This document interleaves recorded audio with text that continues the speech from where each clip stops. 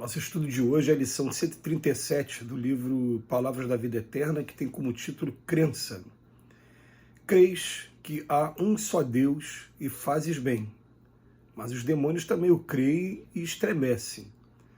Está na Epístola de Tiago, capítulo 2, versículo 19. Alguns momentos de reflexão do Evangelho sacodem-nos o raciocínio para que venhamos a despertar no reconhecimento de nossas responsabilidades em matéria de crença. Asseveramos a cada passo a convicção iniludível quanto à existência de Deus. Habitualmente, enquadramos a vida mental a determinado tipo de interpretação religiosa a fim de reverenciá-lo através do modo que supomos mais digno. Construímos santuários para honrar-lhe a munificência, pretendemos enobrecê-los em obra de arte, sabemos admirar-lhe a sabedoria, seja na grandeza do firmamento ou na simplicidade do chão, certificamos-nos de que as suas leis são inelutáveis desde as que foram estatuídas para a semente até as que traçam o caminho até as constelações. Articulamos preces de louvor ou de súplica nas quais lhes endereçamos os anseios mais íntimos e receitamos confiança em Deus para todos aqueles que ainda não conseguiram tesourá-lo. Às vezes chegamos até mesmo ao entusiasmo infantil dos que imaginam adivinhar as opiniões de Deus nisso ou naquilo. Todas essas atitudes nascem da pessoa que reconhece a imanência de Deus. Entretanto, os espíritos perversos também sabem que Deus existe. Crença por crença, há crença nos planos superiores e a crença nos planos inferiores. Meditemos nisso para considerar que, acima de tudo, importa saber o que estamos fazendo de nossa fé. Muito interessante o estudo hoje do Emmanuel, porque ele vem falar da crença em Deus. E eu me lembro de uma música da música popular do compositor baiano, em que ele fala assim, né, que o nome de Deus pode ser Oxalá, Jeová, Tupã, Jesus, Maomé. Ele fala nomes diferentes, sim, para sonhos iguais. E a gente pode acrescentar ainda alguns que ele esqueceu, né? Pode ser também Alá, pode ser Brahma, pode ser o Nirvana do Buda. Cada um vai dar o seu nome a Deus. Quando chega na doutrina espírita, a única coisa que ele coloca é que é a inteligência suprema e a causa primeira de todas as coisas. Só que a gente tem uma dificuldade muito grande de respeitar a opinião religiosa das outras pessoas, né? Mas o que ele vem dizendo aqui pra gente? Ele vem dizendo pra gente que o livre-arbítrio que a gente tem faz com que a gente, cada um, pense do jeito que quiser e escolha a sua maneira de crença.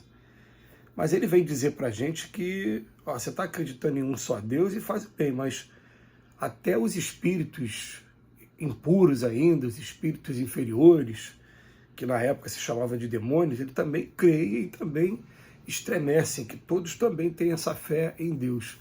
E é interessante a gente notar o seguinte, que o Evangelho ele vai estar recheado de momentos, recheado mesmo, não é um nem dois, são vários momentos, em que Jesus chega perto de uma pessoa que está, entre aspas, endemoniada, está obsediada, dentro do estudo que a gente faz sobre obsessão, e a primeira coisa que os espíritos fazem é reconhecer em Jesus a autoridade e falar assim, o que temos contigo? Está querendo vir aqui o que é para nos perder? Usa uma linguagem, e Jesus, com o magnetismo dele, com a ordem dele, acaba fazendo com que aquele espírito se retire naquele momento. Aliás, tem momentos até que são vários espíritos. Pergunto para ele, né, o nosso nome é Legião, e tem até aquele fenômeno dos porcos que se assustam e se jogam de um barranco, né?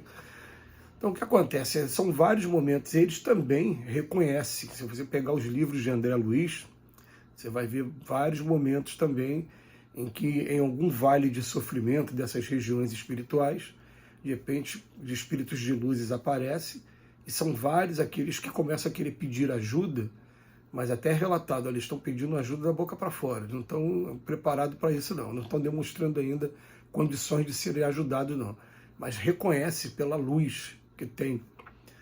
E principalmente, né, quando você vai, por exemplo, o livro Voltei, do irmão Jacó, vai mostrar para a gente que quando o espírito ele tem amor dentro dele, os espíritos inferiores tentam atacá-lo e não conseguem, porque com essa luz ele cria uma barreira em que os espíritos não conseguem atingi-lo.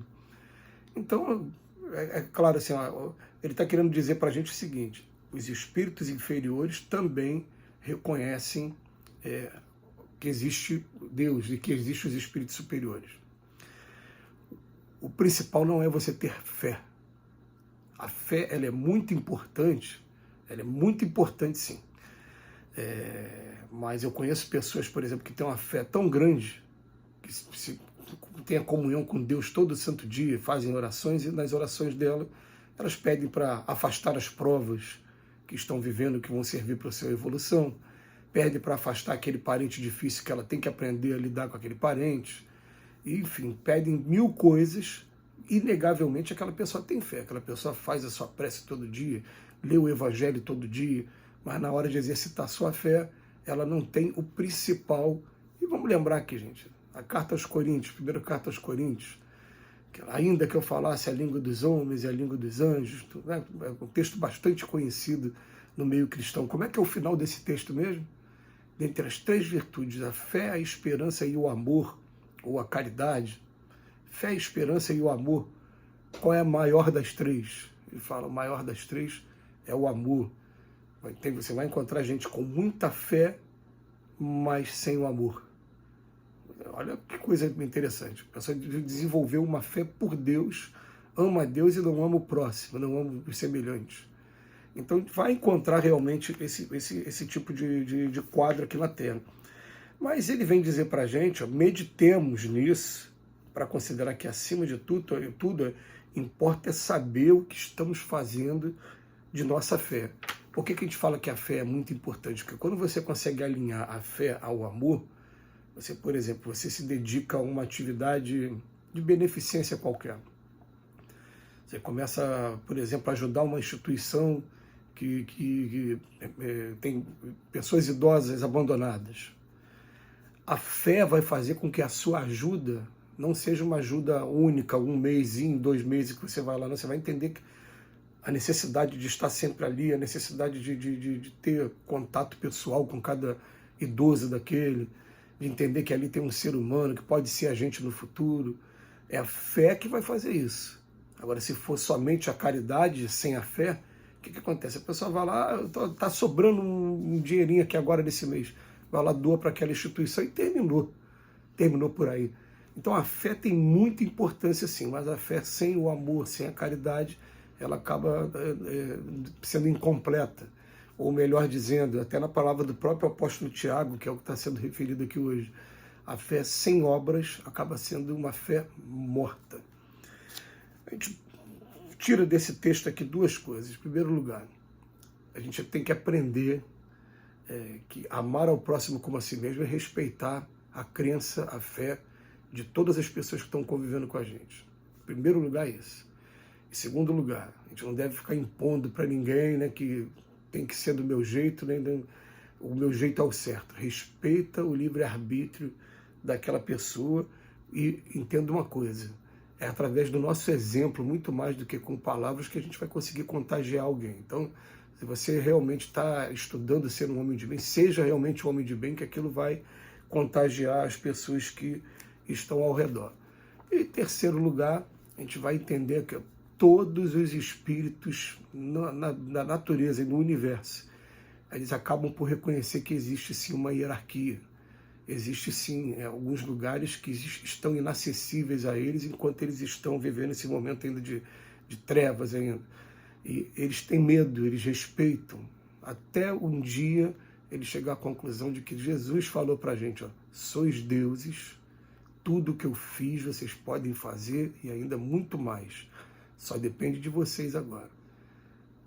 Meu jugo é suave, meu fardo é leve. Porque consiste apenas em aprender a amar a todos, amar o próximo como a si mesmo. Amar a Deus acima de todas as coisas. E quando a gente consegue fazer isso, trazer o amor para dentro da gente, esse amor nos dá, vamos botar assim, uma autoridade assim, no plano espiritual. A gente vai entender isso com mais calma no futuro, principalmente quando a gente estiver do outro lado da vida. Que Jesus nos abençoe hoje e sempre.